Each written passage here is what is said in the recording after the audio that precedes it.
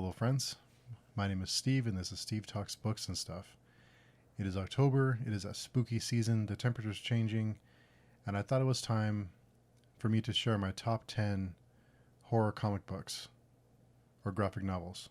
What do you call them? Let me know down below.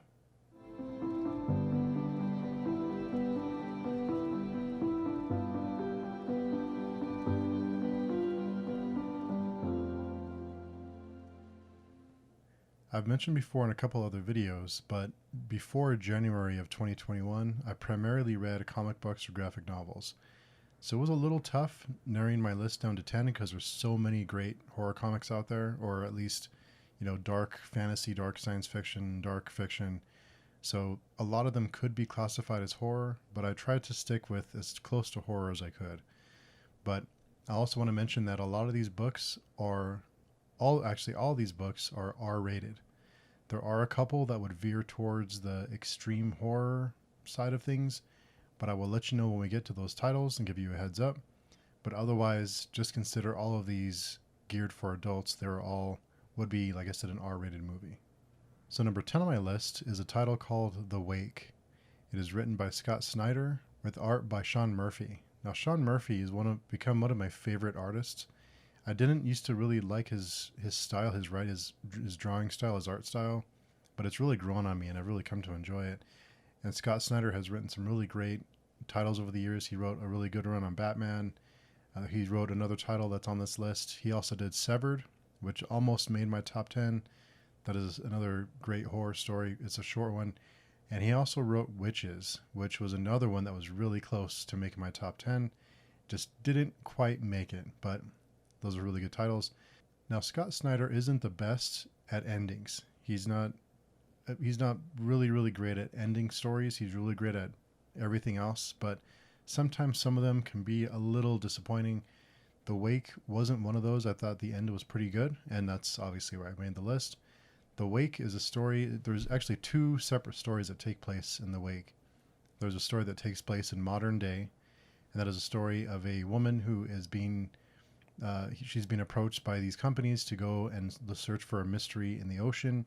It reminded me of kind of The Abyss. I don't know those of you who remember The Abyss from the 80s. And the other story that takes place at the same time, or takes place that we read about, is actually 200 years in the future, and it's in a dystopian future. So it kind of gives you you kind of start to put the pieces together on how the events of the story happening now lead up to the events that you're reading about 200 years from now and how they're connected. So it does lean a little more towards science fiction, but I really love this book and I wanted to put it in my top 10. So my number 10 is The Wake. Number 9 on my list is Max Brooks's The Extinction Parade. Yes, that Max Brooks. He wrote this book. There are two separate miniseries that are connected. Now, I really liked what he did with this. It's a vampire story and a zombie story and a humanity story all put together.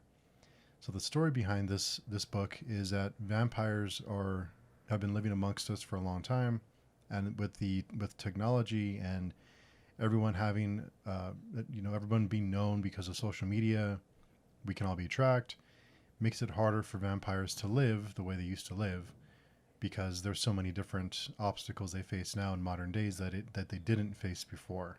Now around the same time, this zombie outbreak kicks off and humans start being eaten by zombies, and these zombies start taking over, which is really great news for vampires because the world is upside down and they can pick off whoever they want because no one really cares about phones or tracking people. Everyone's just trying to survive.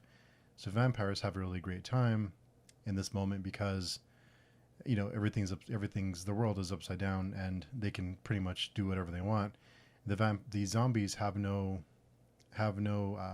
aggression towards them, so they're just wandering around doing what they want to do. It's kind of like a party kicks off for vampires until they realize that the zombie outbreak is a little bit bigger than they expected, and it becomes a problem because it's disrupting the food chain. This one would be, I think, probably on the far side of R rating. It's not extreme, but there is lots of violence, and so it's not on the extreme side, but it's close. It's dabbling in there. Number 8 on the list is a title called Revival, and it's written by Tim Seeley with art by Mike Norton. Now, this book is about a small town whose dead people start to come back to life, and I don't mean they come back to life like they're brainless zombies wanting to eat flesh. They come back to life, and they're pretty much who they used to be before. And that sounds great at first, that your loved ones come back to life, and that's great because they're not really dead; they're still here. But then it leads into other questions of should the dead stay dead? Why are they really coming back to life? What's happening here, and also the impact it has on people who are living, because they start to, some people, whether they're start cults or they start wondering what's happening. They start to go crazy themselves because their dead loved ones are coming back to life. So it leads into all these other different types of problems that you wouldn't really think of at first until this really happens. Then you have to start dealing with it. So at first it sounds great, but then you quickly realize that it's not all it's cracked up to be. Number 7 on my list is a book called Fatale, and it's written by Ed Brubaker with art by Sean Phillips. Brubaker and Phillips are one of the great duos in comic books. They are a great team. I mentioned before that I wasn't a huge fan of Sean Phillips' work, but it's really grown on me, and Brubaker has some great titles. Some really interesting work. They've done some really great books together that didn't fit into the horror genre, but I did mention them in another comic book recommendation video I did many months ago. So Fatale is a story about a woman who everyone becomes obsessed with, and you're not really sure what her motivations are. But it's a horror noir story, and it is a long series. I think it's like 60 issues long. It's a pretty long series, but there are some Lovecraftian vibes to it.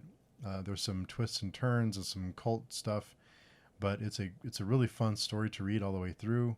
I slept on this one for a long time. I read it about 1.5 years, 2 years ago, and I loved it. So this one really turned me on to Brubaker and Phillips as a duo, and it's a really fun story and went places I wouldn't expect it to go. Now, number 6 on my list is The Walking Dead. It's written by Robert Kirkman with art by Tony Moore. Now, I know I've talked a lot of shit about The Walking Dead TV show, and I think rightfully so. Oh, no. I kind of compare it to the way a lot of Song of Ice and Fire fans feel about the last 2 seasons of Game of Thrones. Really soured them on the experience. That's the way I've been feeling about The Walking Dead since about season 3 or 4. It's been not very good. And I felt like one of those bookish snobs when I would watch the TV show and say like, oh, that didn't happen that way. And that's not the way that happened. And I was that guy watching the TV show. But I think it's just really gotten to the point where that's enough. Like, let's move on from this TV show. Now, I'm not here to talk about the TV show. I just had to get that off my chest. But since I've stopped watching the TV show, I've had a chance to reflect on the Walking Dead comic book and all the good times we had together. So I've changed my tune a little bit about the Walking Dead comic book. The first few issues, Kirkman blatantly took a couple of things from 28 Days Later, and while I didn't mind it too much, it wasn't that big of a deal. There were some things that it was like, okay, that's a little on the nose. But after that, the story really picks up steam. There's some really impactful deaths in this book. It's one of the few times I've been reading a book and a character's death was so brutal and just impactful that I had to put it down, or I had to like set it down, and I didn't want to continue reading it. But there are some really great moments in the Walking Dead comic book that saddens me a little bit, because the people who have seen the TV show know it's some of the parts, that some of the deaths and some of the character things that happen. So in a way, it's kind of depressing. People didn't read it first. And I think most book people say that kind of thing. They always think the book is better, because it usually is. But The Walking Dead, the moments those big moments were earned. They earned those big moments, the big character deaths, the big reveals. Those moments were earned, and they were really impactful. So they did a really great job. Number 5 on my list is a book called And Then Emily Was Gone, and is written by John Lees with the artist Ian Laurie, colorist Megan Wilson, Joshua Hale Fikolv with a preface. Now, I wanted to read those off to make sure I got them all right. This book messed me up for a while after reading it. The writing style and the way that the story unfolds and the visuals, it really got under my skin. And it's a book. It's one of those things where you watch a movie or you read a book and you really love it, but it really impacts you. And although you love it, you don't want to read it again because you don't want to go back to that place. That book was this for me. The story is about a detective who is tasked with searching for a missing girl, and she disappears from this small town where all these really strange things are happening, and this detective finds more than he bargained for. Now, it is very disturbing, and it's not overly violent or gory or gruesome, but the artwork and the writing style and the story, like I said, it really gets under your skin. And I was searching for this title on Amazon because I had it many years ago, and I sold off my collection a few years back, and I'm so sorry I did because I was searching for it on Amazon, and the paperback version is $46 for the paperback version, which is really sad because I want more people to experience this book. It deserves a lot more attention. The artwork, the writing style, the story, all of it fit together really well. Like I said, I want to read it again, but I don't want to read it again. Number 4 on the list is a book I've talked about before, and that is American Vampire, with writing by Scott Snyder and artwork by Raphael Albuquerque. Now, this book, the writing style of Snyder and the artwork is perfect for this type of book. Raphael Albuquerque does just a great job drawing vampires. He should just draw vampires all the time. He does just wonderful, wonderful work. And the first issue is actually co-written by Stephen King. So just a heads up for you King lovers out there, he did contribute to this book for, I believe, 1 issue. The story revolves around a woman named Pearl. And it's pretty standard. It's a pretty standard story. She's trying to find her place in life. She's trying to kind of grow up and find out where she fits. And she runs into some characters she wishes she probably wouldn't have run into. And I don't think it's really a spoiler, but she ends up becoming a vampire, and the story kind of takes off from there. Now, there are a few spin-offs on American Vampire that really explore the lore and the history of the vampires, and they branch off into other parts of the story that aren't revolving around Pearl. So there are other stories in this universe that are pretty well done. So it is not just one series. There are spin-offs that are also worth reading. And what I love about this book is that the vampires are terrifying. They're not glittery. They're not friendly. They're not. There's different types of vampires in this universe, but they're all terrifying. They're all dangerous. They're all ruthless, and they're not wanting to be your friend. They want to have your blood for dinner. So it's a really interesting take on the vampire mythos, and it is worth your while if you love vampire stories. It ranges from different time periods, so it tells a story of a few different characters from the Wild West until now, and it's fun to learn about their histories and what makes them tick, what makes them who they are. So if that sounds interesting to you, if you're a vampire lover, check out American Vampire.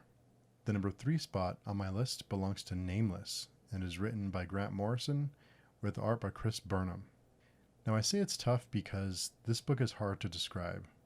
This book is part science fiction, part horror. It is one of those books that you really have to pay attention. There's a lot going on here in different timelines, different realities. The characters experience things that you're not sure if they're real or not. There's different things happening. You really have to pay attention, and you have to read it more than once. I recently did a live stream discussion with Raoul Reeds and David's book reviews, and we broke down the entire story. It is spoiler filled, but as far as we can tell, we broke down the story, we can understand. But it is a 6-issue miniseries, and it is self-contained, but it is a bonkers story. It is crazy. Just off-the-wall stuff happens. If this was a movie, it may be on the far side of R. There are some pretty gruesome scenes in it. I'm going to try and explain what Nameless is about without spoiling anything for you. The story is about a man called Nameless, and he is recruited by a group from a company that wants to investigate an asteroid heading towards Earth. And it sounds kind of like Armageddon, but it's nowhere near that lame. Otherwise, it wouldn't be in my list, so take my word for it. But Nameless and this group go to investigate this asteroid, and they find a lot more than they bargained for. And that is just one slice of the story. There are a few different storylines going on here. There's keys and other characters, and there's the story. There's a lot of strings that they pull, and it is really ambitious. There's a lot. Uh, there's a lot happening in the story, and a lot of it is connected. And I don't want to say too much because I don't want to ruin it. But it is a science fiction horror story. It can be a little gruesome, so if you're a little squeamish, this one may not be for you. So we're at the number 2 spot. Are you excited? I know I am. The number 2 spot belongs to 3 separate books that are connected, that are written by Alan Moore and drawn by Jason Burrows. Now this starts with a book called The Courtyard. It is the second book in the series is called Neonomicon, and the third book is called Providence. Now I'm going to try and break down each book and how they're connected without spoiling much. So let's start first with The Courtyard. It's the first book in this trilogy, or this series. The Courtyard is a Lovecraftian psychological horror story. It is about an FBI agent who is asked to investigate a string of murders and what his experiences are during his investigation and his mental state as he digs deeper into these murders. This book kicks off a series, and this agent, who is in the first story, we will see again in Neonomicon.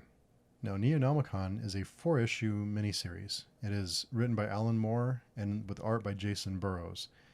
Now, Neonomicon continues in part the story of the FBI agent from the first story, The Courtyard, but it revolves around two other FBI agents who are called to investigate some cultish activity. Now, these 2 characters that are asked to go in, I don't want to give too much away, but they have some emotional baggage and they have their own personal issues, and it ties into what happens to them during this investigation.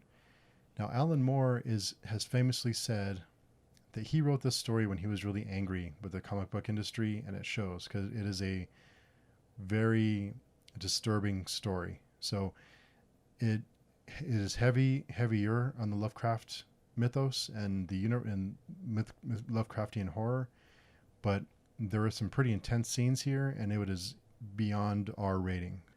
So this one can be a tough read. It is definitely not for everyone.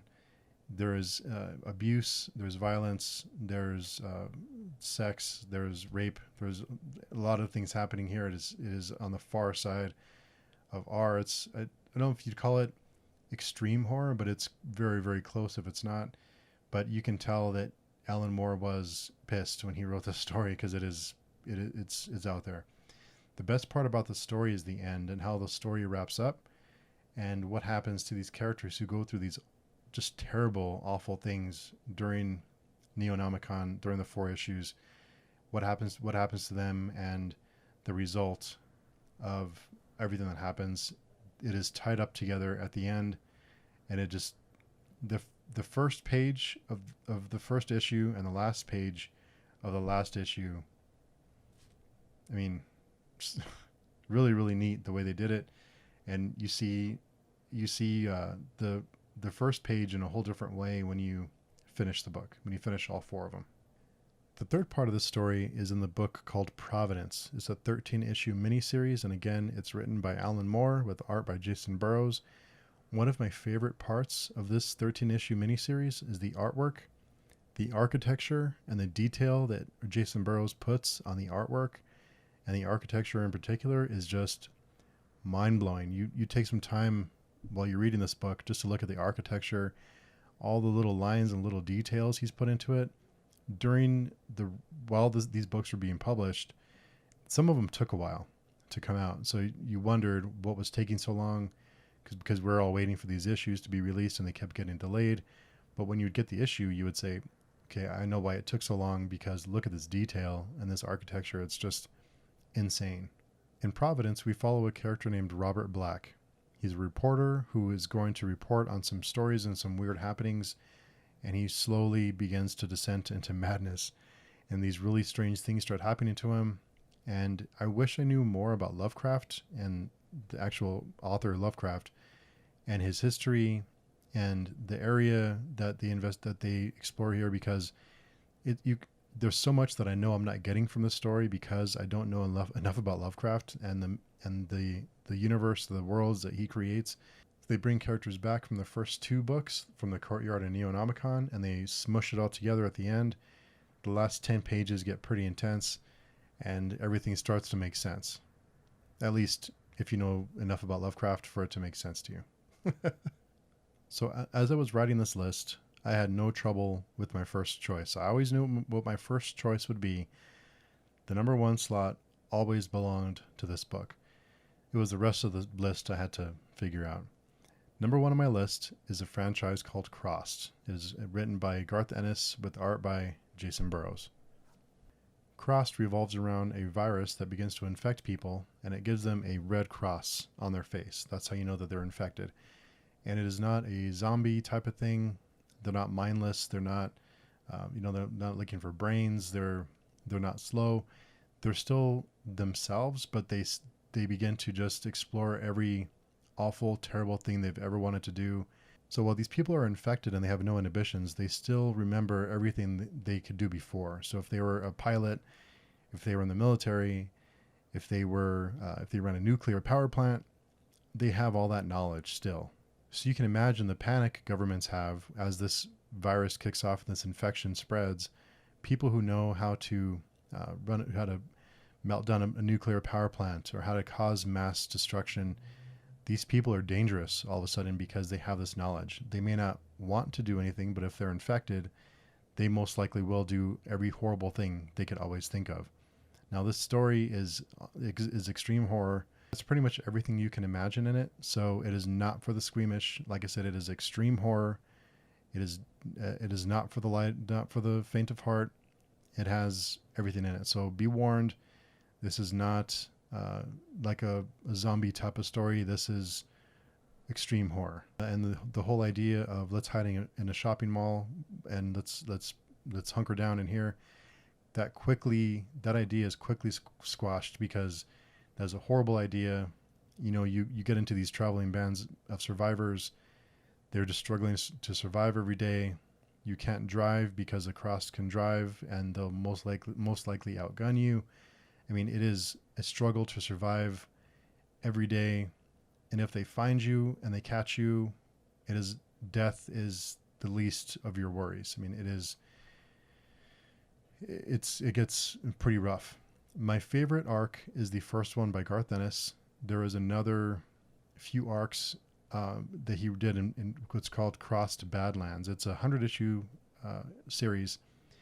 And different artists and different authors took turns writing stories in this universe. Some of them were more successful than others. But the Garth Ennis runs are the best ones if you're looking into the series, in my opinion.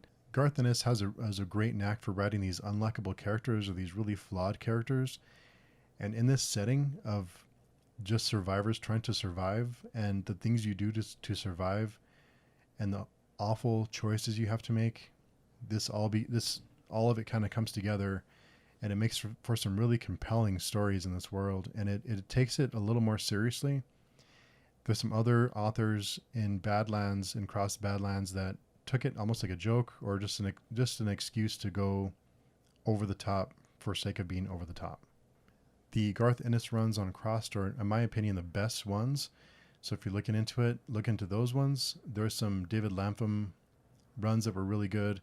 Those are also pretty far. They go pretty far with the violence and the gore. And there's also a run called Wish You Were Here by Simon Spurrier.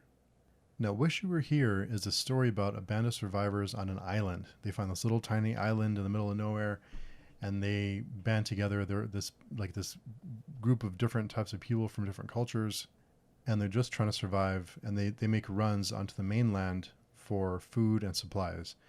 Now, the Crossed can't really get to them on this island that they're on, so they're surviving on this little tiny island, and it explores the dynamics of a group that is stuck on an island together with really nowhere to go. I mean, what do? You're stuck on an island, you can't leave, or if you do, you have to be prepared, go with the group.